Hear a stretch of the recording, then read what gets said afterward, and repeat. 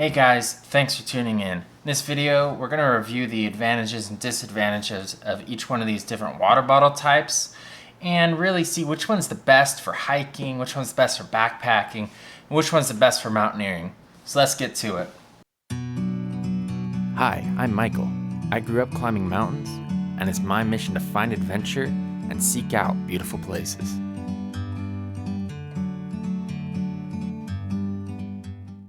So some of the things you need to consider when choosing a water bottle is the amount of water that it's going to hold, the weight of the container. We also need to consider the opening, is it have a small opening or large opening. And we also need to consider the convenience. How easy is it to get water out? So we take a look at our first water bottle here. It has a small opening and it holds a relatively small amount of water, only a half liter, but it's pretty light. And it's a fairly inexpensive option on the surface. The thing about using a water bottle is, yeah, it's gonna pack you into your pack really easy. It's really easy to pick some up at the grocery store, but really you should not be reusing water bottles. If you've ever left a water bottle in the car and tasted it the next day, you ever taste that kind of weird funky taste? Yeah, that's the plastic getting into the water, and that's not healthy. So really, you can only use a water bottle once, and so it's not recommended as a long-term solution, and it's really, because of that, not as cost-effective as some of these other options. Our second option here is this bicycle water bottle, which is really convenient to get water because you just pop this lid up and you can drink water and you can just hit it back down. That's really convenient to get water, but that also poses a potential source for water to get onto your clothes in your backpack. Because if you shove this in your backpack and your clothes and other things you've packed in there start squeezing against this, what's going to happen is water's just going to squirt out and get all over your stuff. So if you are going to use these, make sure to keep it on the outside of your backpack in a pocket on the exterior. What's also cool about this water bottle is, yeah, it's really convenient to drink from, but then you can also open the top and you've got this really wide mouth, which is great for if you're backpacking. You can pour the water into a stove really easy, or if you're out and you need to refill your water bottle, it's way easier to fill a wide mouth bottle than a narrow mouth bottle, just because we don't have sinks out in the wilderness. What we have are rivers, and very often these streams aren't gushing torrents of water that are just going to instantly fill your water bottle. They're very often just small trickles, or maybe a shallow pool. It's going to be way easier to fill this wide mouth than it is a narrow mouth. So let's talk about these 1 liter Nalgene bottles. And I have two of them here. I have the narrow mouth and the wide mouth. I'm going to talk about why we would choose one over the other. The narrow mouth is much easier for some people to drink through because it reminds them of a water bottle. Whereas the wide mouth, it has a much wider opening than a water bottle, and so it tends to be easier to spill all over yourself, if I'm being honest. The advantage of this, it's easier to fill. This one's harder to fill. This one's easier if you're backpacking to pour into a stove to boil your water. This one just takes a little bit longer, but the real advantage of the wide mouth comes if you're going mountaineering. So when we're mountaineering, very often we're spending nights in temperatures where it's well below freezing. What happens to water bottles like this one? They're going to freeze solid. You have no water in the morning. All you have is a block of ice. Same with this guy. That's going to freeze over no problem. But these Nalgene bottles, the advantage is there's a whole liter in there. It's a lot more volume than these smaller bottles. So it takes a lot more to get those frozen. And the walls of the Nalgene are a little bit thicker too, so that also helps prevent freezing. And so you'll find, yeah, you're still going to have some ice in these in the morning, but you're still going to have some water to drink. And also in mountaineering, the way we get water is usually not from streams.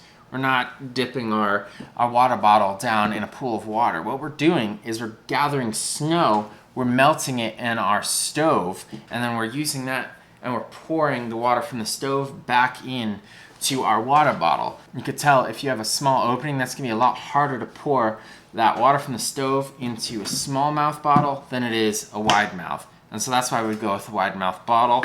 Also, last comment I'll make about the Nalgene bottles, very, very durable. I've had this one on countless different hikes and peaks, had it in rock, snow, And yeah, it's got a couple scratches, but I know it's gonna last me forever still. Last bottle here on the right, this is just a metal bottle with a screw top lid. The opening is kind of a mix between the smaller and largemouth. It's kind of a medium size, which is, I guess, the best of both worlds for being able to easily fill or pour this out and easily be able to drink out of this bottle. But the thing about metal is it's incredibly heavy. And also, as far as the durability, yeah, the metal is probably gonna last a while, but if you set this down in rocks, this nice gray finish is gonna get all scraped up. So really, I don't recommend taking this on any trip in the mountains unless you have no other option, just because it's so heavy. And finally, our last one here, completely different than all the other bottles.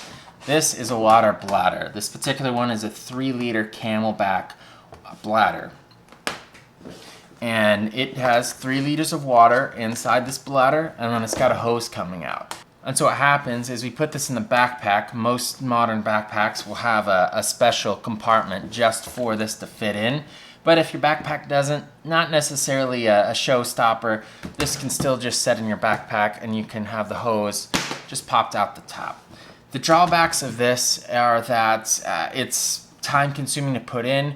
It can be time consuming to refill, although because of the capacity, you don't have to refill it as often, which is a benefit.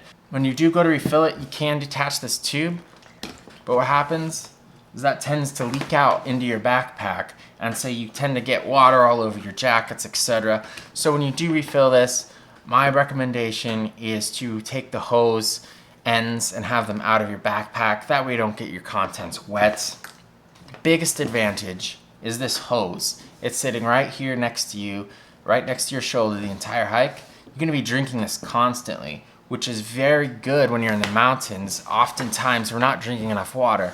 This helps us drink enough water to stay hydrated in the mountains. Whereas all these other options, typically we have to stop, take it out of our backpack during a break, and drink some water. This is just constantly drinking the entire time. But I would not take this guy on a mountaineering trip, because number one, water in this hose overnight, it's gonna freeze. And number two, what's gonna happen overnight is the water in these thinner sections is gonna freeze together, and it's just not gonna be able to drink out of this very well on mountaineering adventures. So in summary, if you're just joining your friends for a one-off day hike, having a water bottle, nothing wrong with that. If you do happen to have one of these cycling bottles, this is a great option too. Just make sure to leave it on the outside of your pack. The best option for day hiking is by far this Camelback bladder system, just because it's going to prevent dehydration because you're constantly going to be drinking water. Just be careful because sometimes it can leak into your pack if you're not careful. For backpacking, we really want to start looking at these Nalgene bottles because they're going to be able to fill your stove way easier than, say, this Camelback. If you try to fill your stove with this little hose, it's going to take forever. These guys, you could pour right into your stove and you're boiling water. And for mountaineering, we need to go with something that's wide mouth and has a lot of capacity in it, which is why I recommend the wide mouth 1-liter Nalgene bottle for any kind of mountaineering adventures. And finally, I would never recommend this metal bottle just because it is so darn heavy and I don't want to see you having to haul that much extra weight up in your pack.